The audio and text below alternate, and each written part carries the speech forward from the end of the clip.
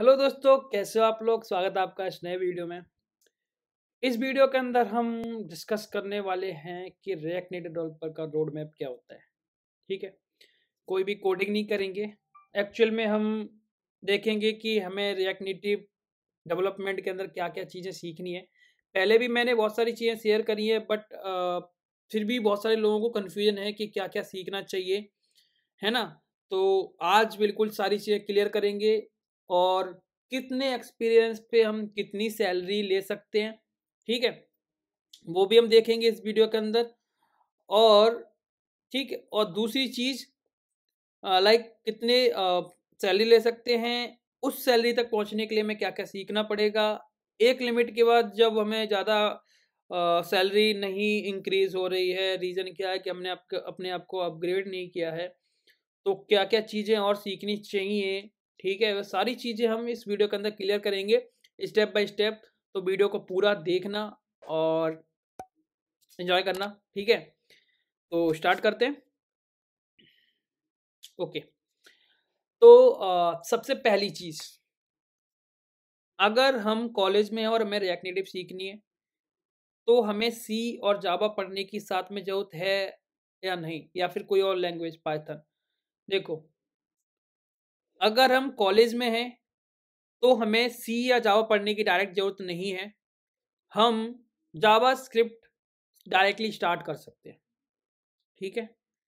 JavaScript directly start कर सकते हैं। हमें थोड़ा सा जावास्क्रिप्ट के साथ में एचटीएमएल प्लस सीएसएस भी पढ़ना पड़ेगा। रीजन क्या है, क्योंकि एचटीएमएल और सीएसएस से हम बेसिक्स सीखते हैं, सिंटैक्स सीखते हैं, जो हम आगे रिएक्ट नेटिव में फॉलो करने वाले हैं, ठीक है। क्योंकि रिएक्ट नेटिव के अंदर हम कंपोनेंट्स बनाते हैं, तो वो कंपोनेंट्स जो भी रहते हैं वो एज ए टैग होते हैं, जैसे एचटीएमएल के अंदर टैग्स होते हैं।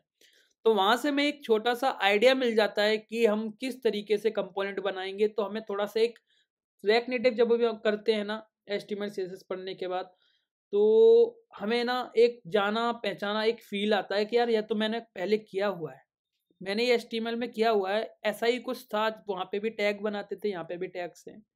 वहाँ सीएसएस हम यूज़ करते थे, सेम चीज़ हम यहाँ पे भी स्टाइलिंग यूज़ कर रहे हैं, बस थोड़ा-सा चेंज हो रहा है, बट 90% चीज़ें सेम हैं। तो ऐसा नहीं लगता कि यार मैं कुछ नई चीज़ पढ़ रहा हूँ, कुछ टफ़ चीज़ पढ़ रहा हूँ। एक जानी-पहचानी वाली फ़ील आती है, तो हमें जल्दी सीखती है, हम जल्दी सीखते हैं, क्योंकि ऑलरेडी हमने कुछ वैसा पढ़ा हुआ होता है। तो हमें जावास्क्रिप्ट प्लस एचटीएमएल सीएसएस। अब बात करते हैं कि जावास्क्रिप्ट में टाइम कितना लगेगा। रिएक्ट नेटिव के लिए जावास्क्रिप्ट सीखना है, ना कि आपको जावास्क्रिप्ट मास्टर बनना है, ना ही आपको जावास्क्रिप्ट डेवलपर बनना है। आपको क्या करना है, आपको रिएक्ट नेटिव सीखनी है, तो आपको एक सेलेक्टेड जावास्क्रिप्ट सीखनी होगी, जिसमें कुछ कॉन्सेप्ट्स आते हैं। जैसे सबसे मेन कॉन्सेप्ट जो इंटरव्यू में भी पूछा जाता है और हमें भी आना चाहिए, वो है ES6।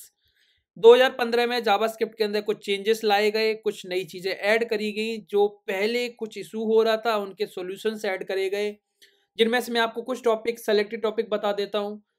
हमारे वेरिएबल्स में पहले वेर अकेला यूज़ होता था, बट ES6 के अंदर कॉन्स्ट यूज़ हुआ, लेट हुआ, मतलब ऐड किया गया, क्लासेस ऐड किए गए, फंक्शंस में एरो फंक्शन ऐड हुआ, ठीक है, बहुत सारी चीज़ें हैं, मेथड्स हुए, मैप ऐड हुआ, है ना, एरे के अंदर। तो यार बहुत सारी चीज़ें ऐड करी गई, जिससे जावास्क्रिप्ट के जो भी दिक्कत आ रही थी, इश्यूज़ आ रहे थे, वो सारे सॉल्व हुए ES6 में। तो बेसिकली जब भी डेवलपमेंट हम करते हैं रिएक्ट नेटिव में, तो हमें ES6 पूछा ही जाता है।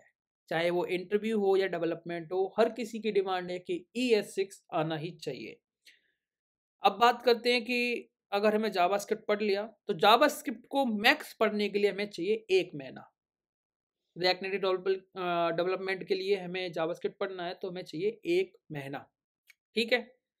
जब आप फ्रेशर से स्टार्ट करते हो, बिल्कुल ज़ीरो से स्टार्ट करोगे 1 तक के लिए। अब बात करते हैं दूसरी चीज़, एचटीएमएल, सीएसएस। एचटीएमएल और सीएसएस को पढ़ने के लिए हमें मैक्स टू मैक्स, मैंने तो यार 2 से 4 घंटे में पढ़ी थी, बट नहीं, मैं कंसीडर करके चल रहा हूँ कि बंदा बिल्कुल ही फ्रेशर है, बिल्कुल लेमैन है, उसे कुछ नहीं आता। 5 दिन, 5 से 6 दिन HTML इतनी पढ़ने के लिए जितनी हमें जावास्क्रिप्ट में सिंटैक्सेस समझ में आ जाए, मैक्स, ठीक है, मैक्स इतने दिन है, प्लस 2 दिन CSS, तो 1 महीना जावास्क्रिप्ट, 5 दिन HTML और 2 दिन CSS मिला के हो गए हमारे 30, 5, 35 और 37 दिन, ठीक है। 37 दिन के बाद आपको थोड़े से क्वेश्चंस लगाने हैं, थोड़े लॉजिकल क्वेश्चंस होंगे जावास्क्रिप्ट के, समझने हैं, for, while, for each, map, filter, reduce, callbacks, promises, async await, है ना, टाइमर्स, ये सारी चीजें हमें करनी है जो लॉजिक्स हैं। ये पढ़ने के बाद आपको स्टार्ट करना है रिएक्ट जेएस। अब आपका ये क्वेश्चन भी हो सकता है कि मैं तो रिएक्ट नेटिव में डेवलपमेंट करने वाला हूं, तो रिएक्ट जेएस क्यों? बात तो ये है कि एक्चुअल जो पैकेज है, लाइब्रेरी है, वो क्या है? React JS. रिएक्ट नेटिव क्या है? एक फ्रेमवर्क, और उस फ्रेमवर्क के अंदर कहीं ना कहीं यूज करी गई है ये लाइब्रेरी रिएक्ट जेएस। तो react native without react JS कुछ नहीं है, रिएक्ट जेएस ही है अंदर जो काम करती है रिएक्ट नेटिव फ्रेमवर्क के अंदर। तो हमें रिएक्ट जेएस पढ़ना ही पड़ेगा, क्योंकि रिएक्ट नेटिव के हम बनाते हैं कंपोनेंट्स, और कंपोनेंट की लाइफ साइकिल, जो लाइफ साइकिल होती है वो उनका यूज करते हैं, उन मेथड्स को यूज करते हैं जो कहीं ना कहीं क्लासेस के अंदर आते हैं। वो क्लासेस जुड़े हैं जावास्क्रिप्ट प्लस रिएक्ट जेएस।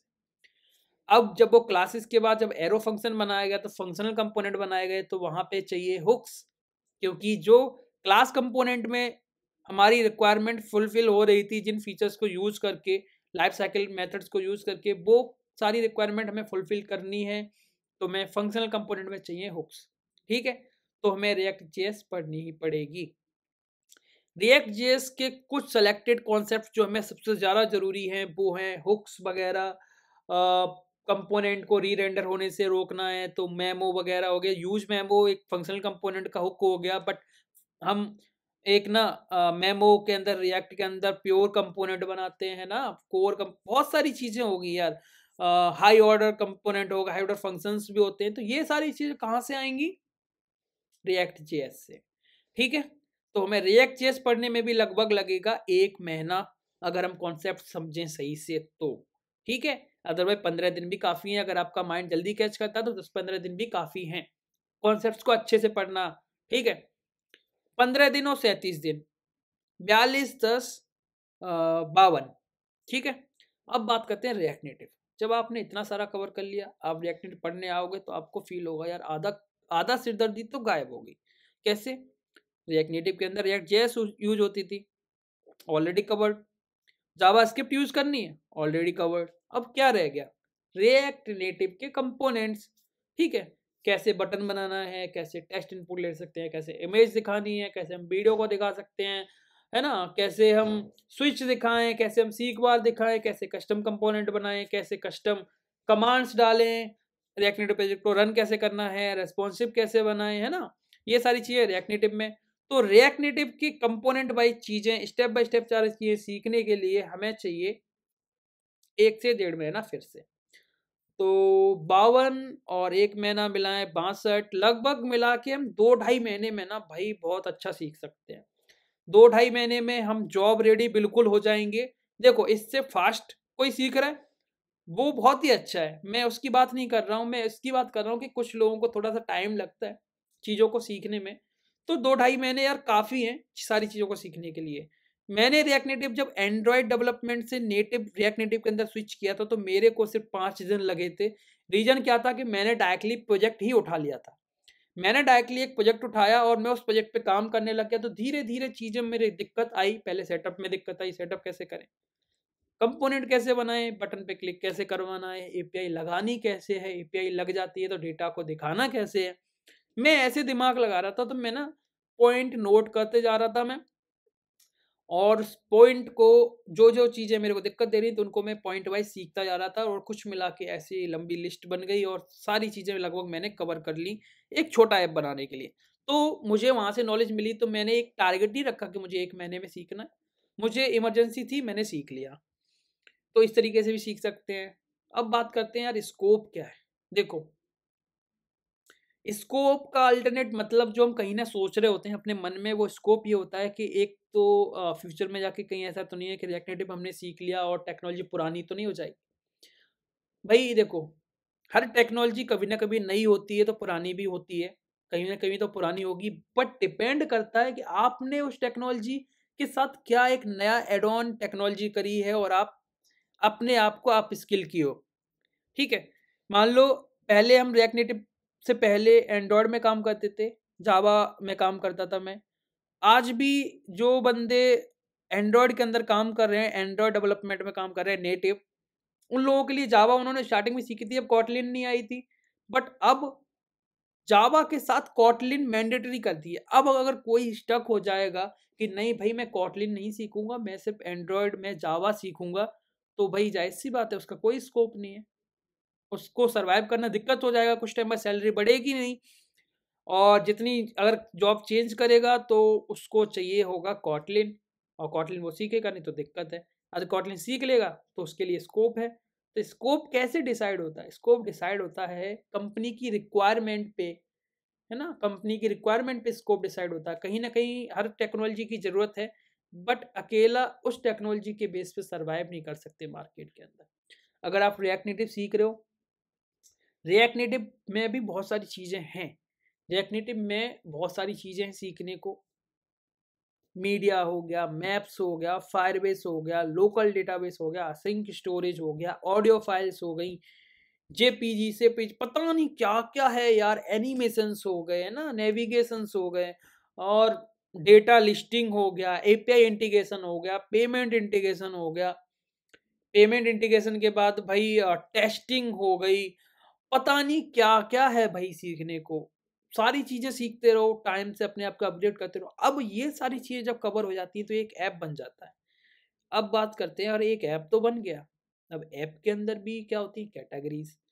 आपको ई-कॉमर्स ऐप बनाना आता है, आपको फूड डिलीवरी ऐप बनाना आता है, आपको अपॉइंटमेंट बुकिंग के ऐप आते हैं, आपको ऑडियो वीडियो वाले ऐप्स ओटीटी प्लेटफ़ॉर्म इस तरीके के ऐप आते हैं, आपको कॉलिंग ऐप बनाने आते हैं। भई आते हैं सारी चीज़ें, बट अगर आपको कोई बोल दे, आपको कोई एआर वीआर का ऐप बनाना आता है? Augmented reality, virtual reality, AI से रिलेटेड कुछ, ऐसा आता है? तो ये क्या है? हमारे लिए एक नई अपॉर्च्युनिटी है। जब सारी चीज़ें खत्म हो जाएँगी तो हम क्या करेंगे? अपने अंदर एक नया टैलेंट लाइक स्किल ऐड करेंगे, एक नई टेक्नोलॉजी ऐड करेंगे, react native plus AR, react native plus VR, react native plus ये ऐसे करके। तो बहुत सारी चीज़ें सीखने को अपग्रेड करते रहोगे तो भाई स्कोप है, हर फ़ील्ड का। रिएक्ट नेटिव गायब नहीं हो जाएगी, ना अभी तक एंड्रॉयड नेटिव गायब हुई, ना एंड्रॉयड आईओएस कभी गायब होगा, है ना? सॉरी नेटिव आईओएस कभी गायब होगा, क्योंकि स्विफ्ट की बहुत डिमांड है मार्केट के अंदर, है ना? और एंड्रॉयड की भी अभी भी डिमांड है, बहुत सारी कंपनियाँ हैं जो सिर्फ़ एंड्रॉयड नेटिव ही यूज़ करती हैं, रिएक्ट नेटिव, फ्लटर यूज़ नहीं कर रहे। तो डिमांड खत्म नहीं होगी, डिपेंड ये करता है आप, कुछ लोग होते हैं कि अपने आप को अपग्रेड करते रहते हैं और एक नए-नए स्टेप पे जाते रहते हैं। ठीक है? तो आप अपग्रेड करते रहोगे तो बहुत स्कोप है, बहुत लंबा स्कोप है, उसकी टेंशन नहीं है। बात करते हैं सैलरी की, है ना? तो भई सैलरी मैं मेजॉरिटी को लेके चलूँगा, ठीक है? मेजॉरिटी को लेके कैसे चलूँगा, मैं एक्सेप्शन केस नहीं बताऊँगा। जैसे मान लो कोई बंदा है, कॉलेज में है, अच्छे कॉलेज में है और उसका प्लेसमेंट हो गया 20 लाख का, 30 लाख का। वो केस मैं नहीं बताने वाला। ज़्यादातर 20-30 लाख के केसेस सिर्फ़ प्रोडक्ट बेस्ड कंपनियों में होते हैं, माइक्रोसॉफ्ट, अमेज़न वगैरह इस टाइप की कंपनियों में, पर वहाँ पे आपकी एक्सपर्टीज़ नहीं पूछी जा रही। आपसे ये नहीं कहा जा रहा कि आप ऐप डेवलपर हो तो चलो भाई एंड्रॉयड में आके ऐप बना दो, आके आईओएस में आके ऐप बना दो आप ऐप। वही वहाँ वो काम करना पड़ेगा जो उनकी रिक्वायरमेंट होगी, ठीक है? वो उसके हिसाब से फ़ील्ड पोस्ट मिलेगी आपको, एक्सपर्टी वही सीखना पड़ेगा आपको उस हिसाब। तो सैलरी की बात करते हैं तो यार देखो 20,000 से स्टार्ट होती है, सच बताऊँ। 20,000 मैं एवरेज लेके चल रहा हूँ, अगर आप फ्रेशर हो तो 20 से 25,000 आप मान के चल सकते हो बिल्कुल। इससे कम में तो यार रिएक्ट नेटिव में काम नहीं होता। एंड्रॉयड नेटिव वगैरह में होता था, पर अब रिएक्ट नेटिव में तो 20 प्लस तो होती है। मैक्स कहाँ तक जा सकती है? मैक्स जा सकती है भाई 3 तक। 3 लाख रुपए पर महीने तक जा सकती है, अगर आपके अंदर स्किल्स हैं, आपने आपके अपने आप को अच्छे से अपग्रेड किया। क्योंकि देखो, डिपेंड करता है आप किस तरीके की कंपनी में। अगर आप ई-कॉमर्स की कंपनी में हो तो यार वहाँ पे नॉर्मल चीज़ें एआई यूज़ नहीं होने वाली। एआर भी यूज़ नहीं होने वाला, वीआर भी यूज़ नहीं होने वाला, है ना? कोई बड़ी-बड़ी चीज़ें यूज़ नहीं होने वाली हैं। तो बेसिक आपको पेमेंट-सेमेंट ये सारी चीज़ों तक जाना है तो यार हाँ, पच 20 ला एक्सपीरियंस्ड हो ज़्यादा, 20 लाख तक, 25 लाख तक जा सकते हैं। बट आपको थोड़ा एडवांस चाहिए, तो या तो आप फुल स्टैक डेवलपमेंट में जाओगे, आपको नोड.जेएस, मोंगोडीबी सीखना पड़ेगा, डेटाबेस प्लस बैकएंड वगैरह, बैकएंड लिखना आना चाहिए वगैरह-वगैरह। या फिर आप एक्स्ट्रा टेक्नोलॉजीज़ पे काम कर सकते हो, react native app with AI. तो एआई आपको आती है, जावास्क्रिप्ट के साथ एआई पे काम कर रहे हो मान लो और रिएक्ट नेटिव पे काम कर रहे हो, तो आप अब कॉम्बिनेशन बना रहे हो 2 बेस्ट टेक्नोलॉजीज़ का, मतलब ऐप डेवलपमेंट प्लस एआई। आपकी सैलरी डेफ़िनेटली हाई जाएगी, ठीक है? तो इस तरीके से आप चीज़ों को सीखोगे तो सैलरी भी अच्छी जाएगी। आप 2-3 साल एक्सपीरियंस पे आप 1 लाख रुपए तक कमा सकते हो, ये मैं आपको बता देता हूँ अगर आपके अंदर स्किल्स हैं। 1 लाख रुपए पर महीना आप कमा सकते हो। बहुत सारे लोग हैं 12, 13, 14 लाख का पैकेज लिए बैठे हैं, ठीक है? डेफ़िनेटली अच्छा कमाया जा सकता है। मैं ये नहीं कहूँगा कि ये बहुत हाई पैकेज है, बट लो पैकेज भी नहीं है, ठीक है? लो पैकेज भी नहीं है। जिनके पास 30-40 लाख का पैकेज होता है ना, प्रोडक्ट बेस्ड कंपनियों में, उनको भी जो बेस सैलरी होता है ना, जो पर मंथली जो क्रेडिट होता है, वो भी 20 लाख, 18 लाख के हिसाब से ही होता है। 40 लाख डायरेक्टली क्रेडिट नहीं होता। तो अगर आपको डायरेक्टली 14 लाख, 15 लाख मिल रहा है 2-3 साल में, तो यार वो इक्वल ही हुआ, लगभग-लगभग इक्वल ही हुआ। तो स्कोप है, सैलरी की टेंशन नहीं लेना, बस अपने आप को स्किल्ड रखो, नई-नई चीज़ें सीखो, नए-नए ऐप्स बनाओ, मार्केट के अंदर क्या नया ऐप आ रहा है, क्या टेक्नोलॉजी यूज़ कर रहे हैं वो, किस तरीके का स्ट्रक्चर यूज़ कर रहे हैं, क्या एनिमेशंस यूज़ कर रहे हैं वो, ऐप के अंदर क्या फीचर हैं, सारी चीज़ों पे गौर करो और अपने आप को अपग्रेड करो और सैलरी अच्छी-सी मिलेगी, ठीक है? तो आई होप आपको समझ में आ गया होगा कि क्या-क्या चीज़ें रिएक्ट नेटिव में करनी है, मैंने ऑलरेडी आपको बता दी। तो अगर वीडियो अच्छा लगा है, तो लाइक ज़रूर करना, ठीक है?